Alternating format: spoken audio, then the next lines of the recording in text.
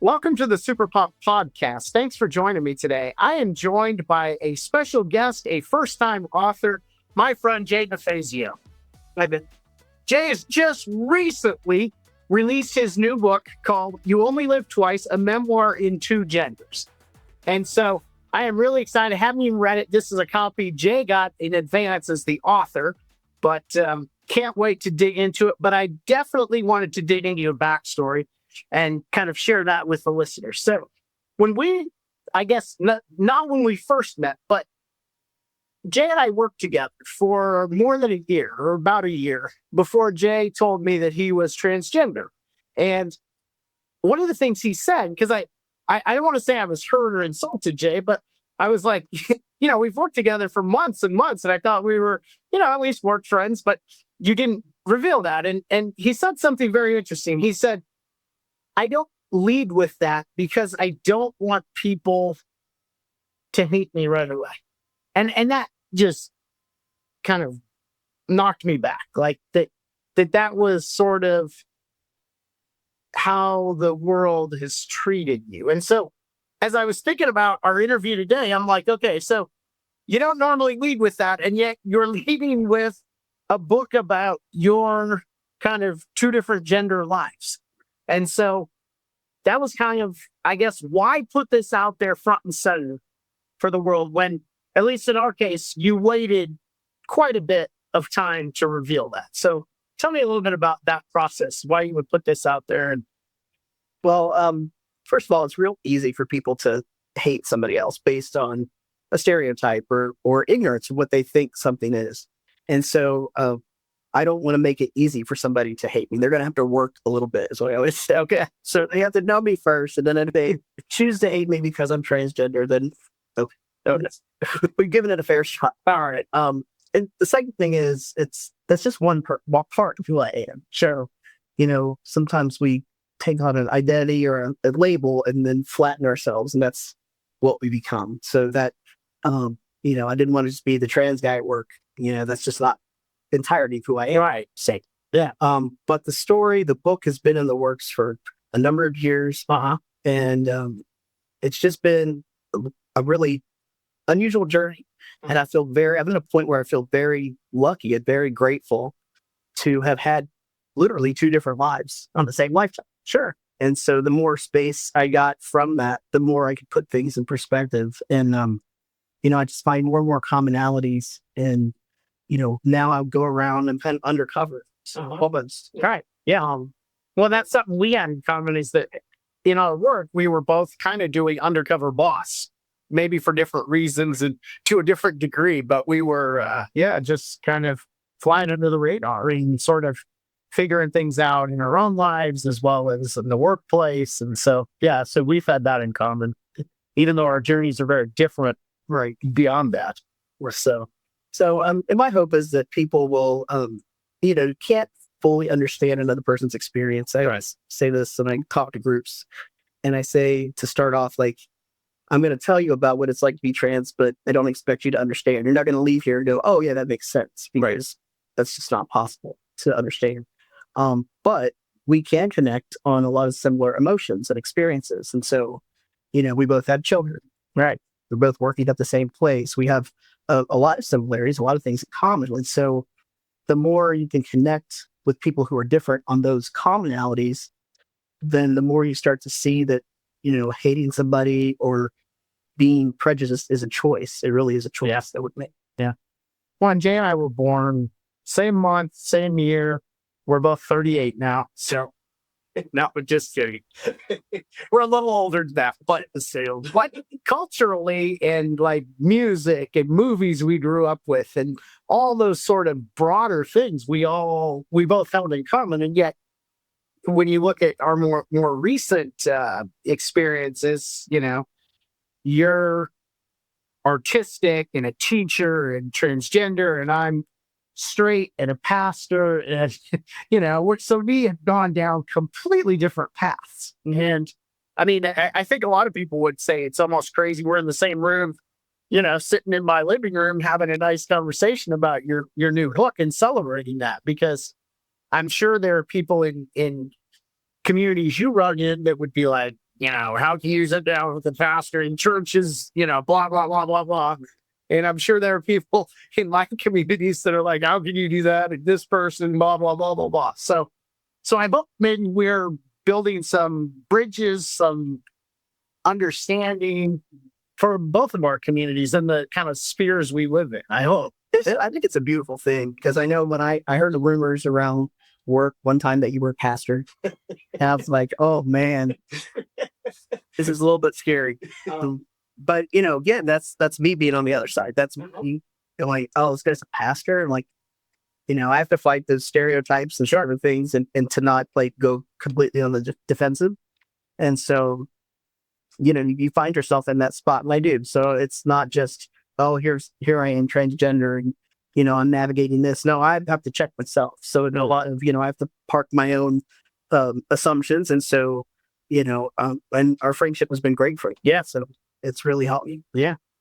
Well, and I find that the same thing. There's a lot of assumptions about church and church people and how they view the world and how they vote and kind of whether they bring love or hate to the world and who they accept and who they don't accept. And so in a lot of ways, I think in both my own personal faith journey as well as maybe my personal church, I'm fighting an uphill battle just like you are. And so I think we do have that in common. Yeah, for sure. Of, trying to maybe turn some heads, change some minds, that kind of thing. So when I thought about that idea that people might hate you just because of who you are or maybe what you represent to them, and you kind of represent for many a group of people that has been vilified, demonized, politicized, all of those things. And so that has to be hard. And yet I would think it's harder to make yourself vulnerable to those closest to you rather than a coworker or a stranger or people in those circles to some degree. Right? To some degree, sure. You can dismiss them more easily. So as you started your journey, and I know it's in the book, but you began grappling with gender and identity pretty young, right? Mm-hmm. How old were you when that? Gosh. It's something that I say it's not a choice. It's just, your identity, your gender is just who you know yourself to be inside. So as a small kid, I grew up in the 70s, like you, early 70s. There was no frame of reference for this whatsoever. Right. Yeah. So I'm kind of this really great example of this is not something made up. This is not something that I saw on TV as a kid or that I heard. Right. I didn't even know the word transgender until I was probably 40. Yeah, I was going to say, when did that's when I knew already. Yeah, okay, so that's still on. But growing up in rural West Virginia, we weren't a lot of LGBTQ. Early 70s TV, I mean, you didn't even hear the word gay. So gay was very, the different thing, but that was the only similarity or the closest thing I knew of that was different. Yeah. That I could relate. And again, they're two different things, but I knew that was like whispered. That was very taboo, that word. And sure, those people were shunned in our community. Yeah. To some degree. So, and again, nothing was on television. So I'm just this kid in the world, small kid. And I'm wondering why my body doesn't look like my dad's body at 2. I'll ask my mom these questions. And my little brother comes along when I'm like 3. So I'm playing with his toys. This is great stuff, so there's no really interrupt there. Okay. And were you ignoring the like traditional like dolls and that kind of stuff? I use the reins of that as well. Like, my parents were great. And I just don't think, I have to think that they didn't think a lot about toys. So they got me dolls and stuff. So for example, I had a Barbie and a Ken. Okay. And a jacuzzi tub. Oh, and with jacuzzi tub was so fancy. Well, yeah, I lost over my head there. But, filling the jacuzzi tub and putting the bubbles in it, that was the thing. That was fun. And then Ken, it was 70s Ken. So he had all these little felt sideburns and face shop. And that was awesome. Barbie, not so much, but like, and then I sometimes wanted a boy's big wheel, yeah, and things like that. And my parents, I guess, Do you remember the green machine? yes, Like the 4 wheels and the like, those right cats. I have that. But they needed those were for like rich kids, right? Exactly. Yeah, plus it was that green machine. I didn't. My parents did. I was pretty young, probably not even in kindergarten. And I asked for a little big wheel ride-on that was black and silver and had flames on it. Oh wow! And they got it for me. So they didn't know the word transgender either. That's why let's get. All right, young. You always want to make the kids happy. That's regardless. So, but we're all when we come into the world as little kids, we're just doing our thing. We're just looking around, we're imitating other people. We're just playing. We're just enjoying the world. Yeah. And then when you go to school, that's when you start to be told that something's different or something's wrong. So you start to compare yourself to other kids, and kids are kind of mean sometimes. I was going to say, you realize very quickly what is acceptable and why are you doing that? You're acting like a boy. You're acting like a girl. So were you considered? And back then they called it a tomboy. Were you considered a tomboy back then? So okay. Yeah, right up. But even that you got a hard time for. Yeah. So, and again, being really young, you don't even know that word is that comes a little bit later, right? The elementary school, right? But, yeah. So there's just all this, suddenly you're looking around and wondering what people think of you, and you're trying to fit in. You're trying to, and as I started into elementary school, I started to notice what things the girls were wearing and the way girls acted. And that was nothing that was interesting, comfortable, and kind of selfish. I just wanted my blue jeans and my knockoff Converse tennis shoes. I got a t-shirt. Okay, that's all I wanted to be there. That's all what I like. And I pushed back on that with my mom, a little bit. And so did your mom want to dress you up? And she wasn't overly okay. She wanted me to wear dresses, and sure, I have a funny story in the book about the little argument we had about the 5th grade class picture. Oh, really? And I wanted to wear, I had a Harley Davidson t-shirt, my blue jeans, my knockoff Converse. Okay. And I had this braided headband. It was like the mix of 2 handkerchiefs, rolled them up, braided them together, kind of like Willie Nelson's. Oh, yeah. And I wanted to wear this headband tied around my head. But it still had this whole pushback. And my mom finally gave up, and she said, "You want to go and look like Willie Nelson in the class picture? That's going to look that way for the rest of your life. Go ahead." So that is the picture in the book? The pictures are not in the book. Then what is that? So there will be, the website will be up probably by the time this airs. Okay. For the book. And I have bonus content also. I'll have some photos from things that are in the book, photos of myself, pieces of artwork as I learned to become an artist along. There's a lot of art in the book about that journey. So all those will be available on the book's website. So that was a 5th grade kind of seminal moment. But then when you hit puberty, did that change things in a big way? Was that? Yeah, that was not. So that was pretty traumatic. How so? Like, it's traumatic, I guess, for every kid. I think not be most of the time, but I have a lot of just body shaming. Like I just really was not comfortable in my body, even from a young age. And the book opens with the prologue of a moment I had at age 9. Okay. Coming out of the shower and looking in the mirror with my hair wet, the long hair slicked back, and I was studying my face, and I recognized my dad from the mirror, and I just was staring at myself, and I saw nothing girly. And I knew I always looked like my dad. Everybody mentioned that, and so that was just this moment of, kind of the first moment of real, actualized self-hatred. I'm just really, I don't like. You just didn't like what you were seeing on the air. Okay. Yeah, I thought I should have been a boy. Like I saw even at 9. Yeah, that was coming through your head. And then so, again, no frame of reference. Right. Yeah, what he's talking about gender. So not rural West Virginia. No, they were not even in Hollywood much, But no, that just became, criticism, so self-criticism. And that a lot of that grew self-hatred. Okay. And just thinking that I was weird or strange or just really unhappy. So a lot of that was coming from inside rather than externally. Oh, yeah, absolutely. Okay. Yeah. Wow.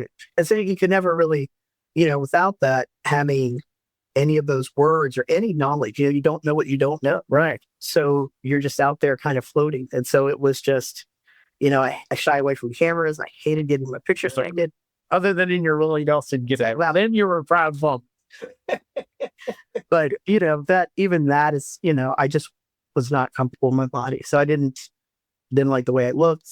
There's a few first communion story in there. That whole thing was a nightmare. So, hey, you were a devout Catholic family. Yeah. And your parents still are. Yes, right. Yeah. So, yeah. Okay. So, it was just this perfect storm of, trying to figure out, I need to go to heaven. You did that upright. Right. And I need to do X, Y, Z to get there. But a lot of the faith I didn't understand as a kid, nothing really made sense. And so I had these two things happening. So a lot of self-hatred and a lot of just trying to make sense of my world. So whether that was what I was learning in church, what I saw in the mirror, what I felt when I was around my peers, it just was this constant for the rest of my life there forward was nothing really made sense. And so a lot of things we just have to accept it. Like in the faith, my questions would hit a point of, well, that's just what we believe. Okay.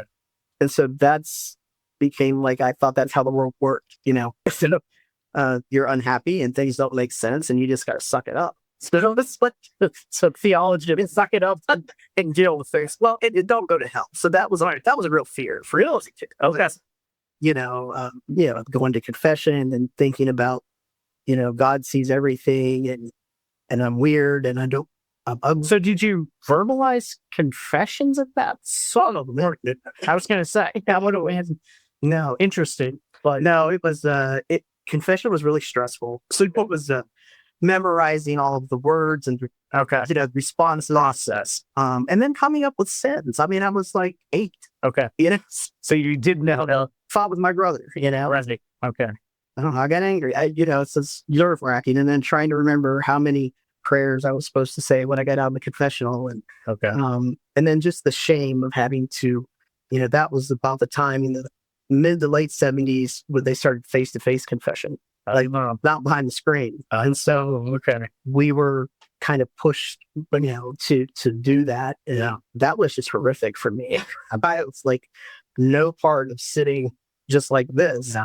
With a priest, and talking about what I've done wrong, So I was certainly not, and I wasn't thinking about gender at all because it just wasn't on my radar. I probably didn't even know the word gender aside from, is this a boy or a girl, but that was it. So no other possibilities in there. Wow. Now, when did you move from rural West Virginia to kind of the Cincinnati area, northern Kentucky, which is a much more, for those not familiar with this area, like a major city. When did you make that move? That was, I was just about to turn, I was about a week away from my 13th birthday. Okay. So that's a tough time to know. Gosh, I was king here. We always started school after Labor Day in West Virginia. And we moved here in August and school started on August 17th. So I came to town. You remember the day? I came to town on the 15th and school started on the 17th. It was not fun. And so, going into 8th grade, which middle school's pretty cruel and hard for everybody. And then being away. So we had no family here. My dad came here for a job. Okay. We had no family. So you guys were on your own yeah, we were 12. Sorry. My mom doesn't drive. She never has driven. Okay. And so it was very isolating. Yeah. To be here. I think my dad worked afternoon shift the first couple of years. So he wasn't even around. No, he wasn't even around. So we were just home. Okay. We never didn't go anywhere. Oh yeah, because you couldn't with the almanac. You couldn't do much of anything. So on the neighborhood. Yeah, but I wrote letters to my best friend back in West Virginia and some of my family members, but it's too expensive to make phone calls back then. Yeah, it was a big deal. They don't want to see your email. It is 84. So that's 83, 84. So that was another, anybody goes through their life when you start to look back and you see layers of things that happen that change your perspective, and then it's, another layer of something, and that's things get so buried, when you're struggling with different things, and they just become these like layered onion yums. And so that was pretty traumatic to move away from all four of my grandparents and just everybody, that extended family. Right. Yeah. So, and then, taking on some of that is like, at one point I thought this is a punishment from God because there's something wrong with me. Like I'm weird. I don't know what's wrong with me, but maybe God knows I like girls, and that's why we got pulled way out here in the middle of nowhere. So I had a really traumatic kind of an internal spiritual, you know, realization, what I thought was a realization. And so, and then, again, that's another color of like what my understanding of the world is. So you were feeling like this is post-puberty, that you liked girls, and yet, and I don't want to give too much away from the show, but you end up, as you put it, I think your words were, another knocked up teenager. Yeah. Right? Yeah. So, it is scary. So when you're thinking about, I'm going to go to hell, and I'm the reason that my family we're here isolated away from everybody we love. Punishment. Because God sees everything and God does everything, right? That's what I do. And so I kind of took that on, and then I was, went in and started high school the next year completely terrified. Okay. 8th grade year was pretty rough, and I didn't want to repeat of that in 8th grade. I just wanted to fly under the radar. I just wanted to blend in. I didn't want people to look at me. I didn't want people to notice me. So, I told my mom, I said, I'm not wearing jeans this year. So yeah, started conforming. Yeah. So I started to conform, and it was torture. Oh, okay. Yeah. So, it was a little, How does that feel when you are conforming to something that feels just so unnatural, or just so the antithesis of who you are inside? Like, it's so buried by that point. That's so, it's really just survival. So I was never sitting around having thoughts of like, I did know that I hated myself probably more than most people. And I thought that was weird, but I was like, I don't know why. I just do. I hate the way I look. I hate everything about myself.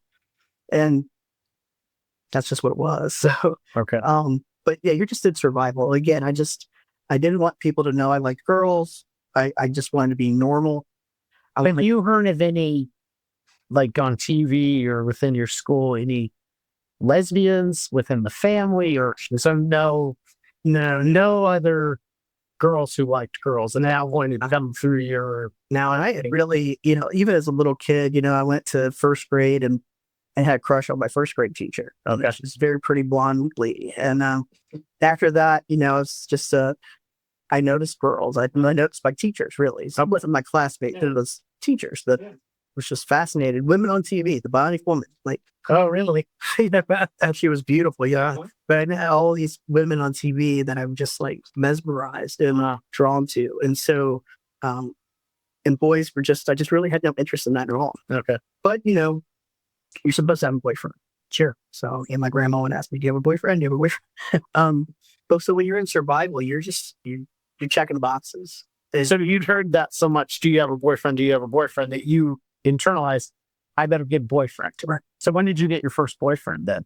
9th grade. Okay. And it wasn't something I searched out. It was another relatively awkward kid like myself. And so, but that's a commonality, again. Okay. So I would, in a classroom, like 8th grade, I just would kind of watch because I didn't have any friends when I moved here. And I just kind of observed what was happening. And this boy went on to 9th grades in the same school. And I remembered him from homeroom, and he seemed kind of uncomfortable a little bit and trying to not be picked on. And okay. But we got seated next to each other in freshman English, and he was funny. Okay. He was funny. And, he was at the time, I don't know if he knew it. I didn't know it. It wasn't public, but he's gay. He's a gay man. Oh, okay. He was dealing with a lot of that on his own. Okay. So that was we talked. Similar journey, but right. And so, and a lot of times, we find each other, people in those situations. It's not uncommon to be when you're just trying to fit in and check the box. We kind of managed to find each other somehow. And I said, but he was like having a best friend. Oh, nice. And people. Was that your first real friend since you moved? Yeah. Yeah. Wow. This is my first real friend. So you were isolated for a while with both. Yeah. Wow. That's tough. Yeah. So, I think he was my boyfriend for a while, but it was just, again, it was like having a best friend. We liked the same movies. We liked the same music. Okay. He had a great sense of humor. We just laughed. What was your favorite movie back then? You were oh my gosh, we watched all the Indiana Jones. Oh, those were great. We got older. He's like, oh yeah, I love Harrison Ford. Listen to that. Yeah. Oh yeah, we would be like, all Indiana Jones, the Star Wars, nice, all the good movies. So, yeah. And then, 10th grade, by 10th grade, I was like, we were getting looks, people still teased him a little bit because he didn't like sports. He wasn't stereotypical. Yeah. Dude, tough guy. Toxic masculinity. Yeah. It's just kind of Jeff in a box. Right. Right. And He wasn't doing that. And I still felt, pretty awkward and still was fearful and just wanted to be under the radar. And Was there any kind of physical part of that relationship a little bit? yeah, we tested things out, tried things, nothing serious. Sorry. And then I met the guy who would be in 10th grade. I met the guy who would end up being later my husband, but then the father of my children. So in 10th grade, you met your future husband and the father of your 3 children, and someone you would be married to for how many years? 18? Yeah. I left just a few months shy of my 40th birthday. Wow. So, I mean, if I'm going to blend in, I'm going all in. So You went all in. I went all in, I guess. Yeah. So it's, but you get into things, the more you hide and the more you try to control what people think about you, or at least in my case, you get in over your head at some point. Sure. And you're in. Do you think that happens no matter what the lie is? And I'm not saying that your life was a lie. I don't know if it was Ross, but I mean, you see that with financial scandals where it starts as one little thing, and it just kind of snowballs, and then pretty soon it's just rolling downhill. It sounds like that was kind of how. I mean, you've built something that now is like the financial stuff, when people embezzle. So I guess it's probably, I've read that's a little bit here, and then suddenly it's like, oh, you're writing bigger checks. Yeah. But yeah, it snowballs. And at some point you're in too deep. By the time you realize it, you're in too deep. And then, you're just going with no brakes at that point. Now, is this 10th grade guy, was he in your parish? No. So he was not. He was, we were in some of the same classes, but he lived in my neighborhood. Okay. Center Road, pretty close to where I was there. And that was a bad match pretty much right off the bat. Really?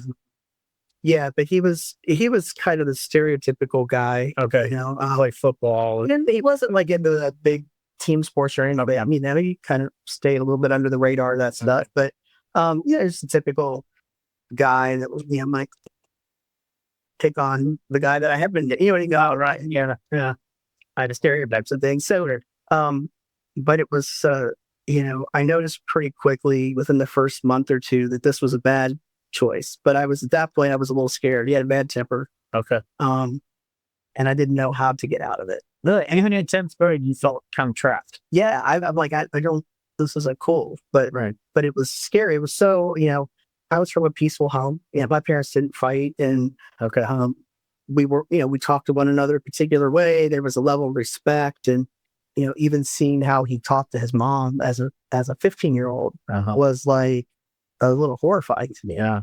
And so, again, I'm just kind of a little bit deer in the headlights. Yeah. And then a little bit scared. I didn't know how to get out of this. And again, it just you're on the ride. So yeah. If you don't know how to get out of it, and I wouldn't tell my parents. Again, I was just so always carrying so much shame. Okay. And my dad was very protective and very a little bit hot tempered. Okay. So, were you a daddy's girl? Not in the way of, I think, the stereotypical daddy's girl. Okay. My dad and I were very close. I idolized my dad. Absolutely. When you're still close to your dad. Yeah. Yeah. And I think, even becoming a parent myself, being a mom was never really weird for me in the sense that my dad, he modeled nurturing. He's very affectionate to us. He made us laugh. He played with us. He'd get on the floor and play. From the time we were little, he would hug us. He would tell us he loved us. Yeah. We could sit on his lap. We could, very loving. So he was a real Renaissance man. Yeah. He was that time period. Yeah. That's so pretty unusual. Yeah. So for me, just, I was modeling something that I had seen. So there was nothing weird about, once I did have a child, I just loved this this kid. And I did all of the things that my dad did, he grew up, I made him laugh, and I got on the floor and played with him. And, I taught him things, my dad would, let me go down and play with boards and nails. Get in the word, let us have no ramps. And that's all. If I wanted a little toy bow and arrow, and I got it, so there was never anything weird about like, well, you can't have that cushion girl. Okay. But we were close, but it was not the right daddy's girl type thing. Yeah. Okay. That makes sense. Yeah. Well, this has been really, I've enjoyed this conversation so far. Are you up for another segment? Yeah, sure. On the SuperPumped Life podcast? Awesome. Well, I appreciate your candor today, and we'll wrap this up. But I am really just honored that Jay's on here, that he's sharing the story with us, and I really believe SuperPumped Life comes in many forms, and so however and whoever can find that, I am all for it. So again, congratulations on the book. If you want to get it on Amazon or any of the other booksellers, You Only Live Twice, Jay DeFazio, a memoir in 2 genders.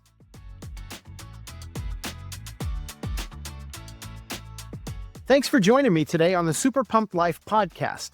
If you enjoyed today's show, I have 2 really quick next steps for you. First, subscribe or follow us on Apple Podcasts, Spotify, or YouTube so you don't miss future shows. And second, jump on over to superpumped.com, where there are all kinds of great tips and tools for you to launch your SuperPumped life. Keep well, and I'll see you next time.